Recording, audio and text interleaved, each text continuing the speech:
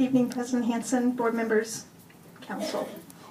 I'm here today to ask you to please make a decision on these contracts. As a public voter who voted for each and every one of you, and as an employee to this district, I'm disheartened by some of the things that this district has done and from the response from this board. I believe you do owe us as a public and as an employee to help us.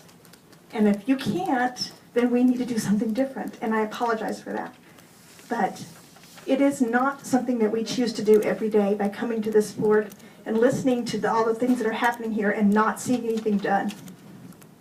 It is also disheartening to go to work every day and know that we are getting nothing from any support, but a lot of criticism.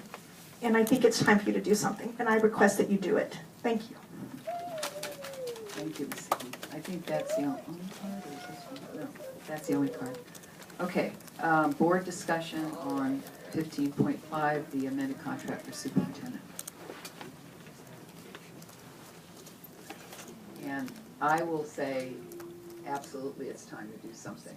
And I will say it simply, enough is enough. I think this district desperately needs new leadership. We desperately need new leadership. And it doesn't scare me one iota. I've been in education 38 years. I've been in 3 school districts as an administrator, and I spent 10 years at the County Office of Education with 16 school districts. I've met and worked with dozens of superintendents, and it's time for new leadership. And that's doing something. And so I'm going to let everyone know that I cannot support this contract extension. We need positive leadership now. We need a superintendent who is a team builder, who is open, proactive, and trustworthy, who inspires others, and that's not what we have in this superintendent. We can't wait another year for this change to occur. We need to start turning things around now and concentrating on our primary task, which is providing the best education for our students. My 38 years in education have taught me not to be afraid of change. We need to cut our losses and move on so we can focus our attention on educating our students. And I actually think at this point, I've heard from so many staff and so many community members that they say enough is enough.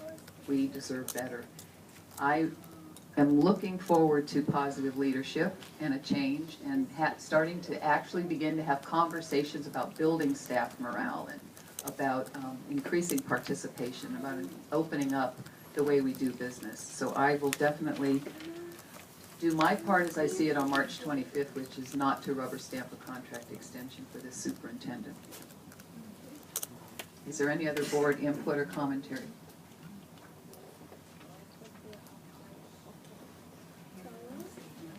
Okay, hearing none, then we will go on to next item. And we have a lot of cards on this one. Okay, this is the public access to and release of FICMAT reports. And this has 2 parts to it. And this part was back on, at our last meeting, there were questions around the FICMAT report for special education.